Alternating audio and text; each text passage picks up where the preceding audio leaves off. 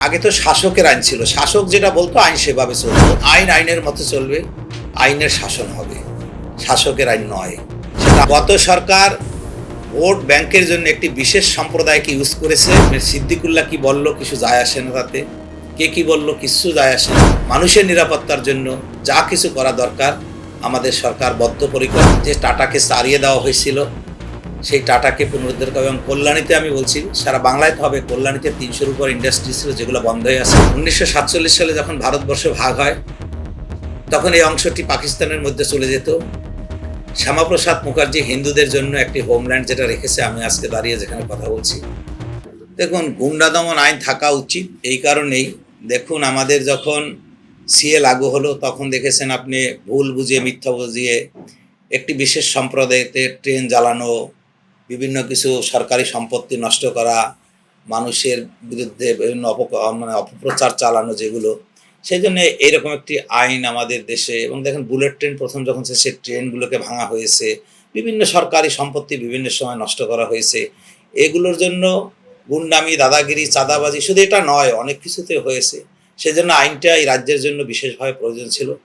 তাই আমি সরকারের ছোট একটা পার্ট হিসাবে একজন বিধায়ক হিসাবে বলে আইনটা যথাযথ ঠিক আছে। আইন আইনের মতো চলবে।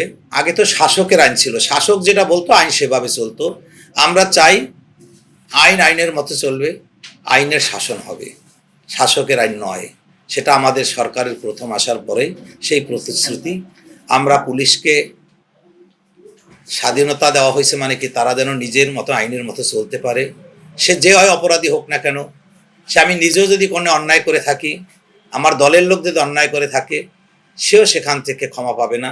সে যে যত বড়ই নেতা হোক, শাসক দল হোক বিরোধী দলের হোক, অন্যায়কে আমরা প্রশ্রয় দেব না। আমাদের দল বা আমাদের সরকার সেটাকে সমর্থন করে না। গত সরকার ভোট ব্যাংকের জন্য একটি বিশেষ সম্প্রদায়কে ইউজ করেছে। আমি নাম বলছি না, আপনারা দেখেছেন। সবসময় তাদেরকে খুশি করা হতো, তাদেরকে খুশি রেখে তাদেরকে সন্ত্রাসী গুন্ডা বানানো হয়েছে। ম্যাক্সিমাম লোকজন দেখেন যারা বেশি সন্ত্রাসী গুন্ডামি করতো, দাদাগিরি করতো, মাস্তানি গেছে, একটি বোম বাঁধা হতো যেখানে একটি বিশেষ সম্প্রদায়। এখন তখন সরকার চেঞ্জ হয়ে গেছে, অভিভাবক যদি চেঞ্জ হয় অটোমেটিক নিচু স্তরের লোকজন, সেই পুলিশেই আছে, সেই সরকারের সরকারি আধিকারিকরা আছে, তারা অটোমেটিক তাদের, আমরা বলেছি বারে বারেই, শাসকের আইন নয় আইনের শাসন প্রতিষ্ঠা হয়েছে আমাদের রাজ্যে। সেটা আপনি দেখে বুঝতে পারছেন নিশ্চয়ই। সেজন্য তো তদন্ত কমিটি আছে, একটি বিশেষ তদন্ত কমিটি করে দেওয়া হয়েছিল দেখার জন্য। এবং আমি আপনাকে বারে বারে বলছি, সেটা আইন দেখবে, আইনের ঊর্ধ্বে আমরা কেউ নয়। আমাদের আইন অনুযায়ী সরকার চলবে এবং আইন অনুযায়ী সমস্ত ব্যবস্থা, বিচার ব্যবস্থা হবে। এটা একটি ব্যতিক্রমধর্মী ব্যাপার আপনাকে বলছি। যেখানে মসজিদটি ছিল এয়ারপোর্টের ভিতরে, রানওয়ের যদি সমস্যা হয়ে থাকে সেটা সরকার দেখবে। এবং আমি আবারও বলছি আপনাকে, সেটা আইন মেনে, দেশের এবং রাজ্যের আইন মেনে বিমানবন্দরে, এটা আমাদের কেন্দ্রীয় সরকারের নিয়ন্ত্রণে থাকে। আমি মনে করি যে আমরা কেউই আইনের ঊর্ধ্বে নয়।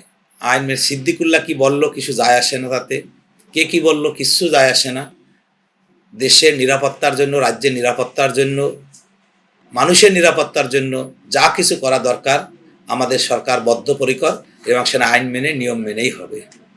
বর্তমান আমাদের তো প্রথমেই প্রতিশ্রুতি ছিল বেকার সমস্যার সমাধান করা, শিল্পের উন্নয়ন করা, এবং বাংলায় যে টাটাকে তাড়িয়ে দেওয়া হয়েছিল সেই টাটাকে পুনরুদ্ধার করা। এবং কল্যাণীতে আমি বলছি সারা বাংলায় তো হবে, কল্যাণীতে 300-র উপর ইন্ডাস্ট্রি ছিল যেগুলো বন্ধ হয়ে আছে। আমিও প্রতিশ্রুতি দিয়ে এসেছি, বেকার সমস্যার সমাধান হবে এবং সেই শিল্পকে পুনরুদ্ধার করা হবে। কল্যাণীর সেই শিক্ষানগরী, স্বাস্থ্যনগরী, শিল্পনগরীকে পুনরুদ্ধার আমরা করব, সেই প্রতিশ্রুতি দেওয়া আছে এবং আমাদের সরকার বদ্ধপরিকর। আশা করি আগামী দিনে আমরা সব কিছুই পূর্ণ করতে পারবো। অবশ্যই দেখবে বিধান রায়ের স্বপ্নের নগরী আমার প্রচারে ছিল প্রথম প্রতিশ্রুতি, যে স্বপ্নের নগরী বিধান রায়ের, যেটা যে বেহাল অবস্থায় পড়ে আছে সেটাকে পুনরুদ্ধার করে কল্যাণীবাসীকে আমি হস্তান্তর করব। এবং কল্যাণীর বিধানসভার শুধু শহর নয়, সমস্ত জায়গায় উন্নয়নের ছোঁয়া লাগবে। আমি এই প্রতিশ্রুতি দিয়ে আসছি জনগণের কাছে। আমি আমার সাধ্য মতো সরকারের সাহায্য নিয়ে সেটা আশা পূর্ণ করবো আশা করি। কি বললো তাতে কিছু যায় আসে না। প্রকৃতপক্ষে 1947 সালে ভারতবর্ষ স্বাধীন হতে হলো, শ্যামাপ্রসাদের মাটি পশ্চিমবঙ্গে বাক স্বাধীনতা ফিরে আসছে মনে হয় যেন 2026-এর 4 মে। তাই আমরা আজকে কথা বলতে পারছি, মানুষ তার ব্যক্তি স্বাধীনতা মতামত প্রকাশ করতে পারছে। কিন্তু স্বাধীনতা মানে এই নয় আমি যা খুশি বলে দিলাম। স্বাধীনতা অর্জন করার সাথে স্বাধীনতা রক্ষা করা অনেক কঠিন।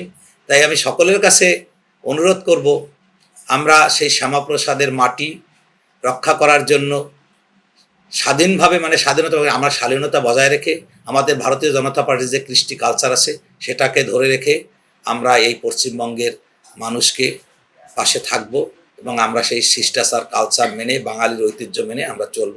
তাই এখানের সবাই স্বাধীনভাবে বসবাস করবে, যে ধর্মেরই হোক, কিন্তু সেটা শালীনতা বজায় রেখে। এতদিন মানুষকে জানতে দেয় নাই যে শ্যামাপ্রসাদ মুখার্জি কে, জানতে দেওয়া হয়নি বা উনি কী করেছেন। আমি যে মাটিতে দাঁড়িয়ে কথা বলছি, 1947 সালে যখন ভারতবর্ষ ভাগ হয় তখন এই অংশটি পাকিস্তানের মধ্যে চলে যেত। শ্যামাপ্রসাদ মুখার্জি হিন্দুদের জন্য একটি হোমল্যান্ড যেটা রেখেছে, আমি আজকে দাঁড়িয়ে যেখানে কথা বলছি সেটা সেই অংশটা। তাই এতদিন বাংলার মানুষকে ভুল ইতিহাস বোঝানো হয়েছে, ভুল জানা হয়েছে।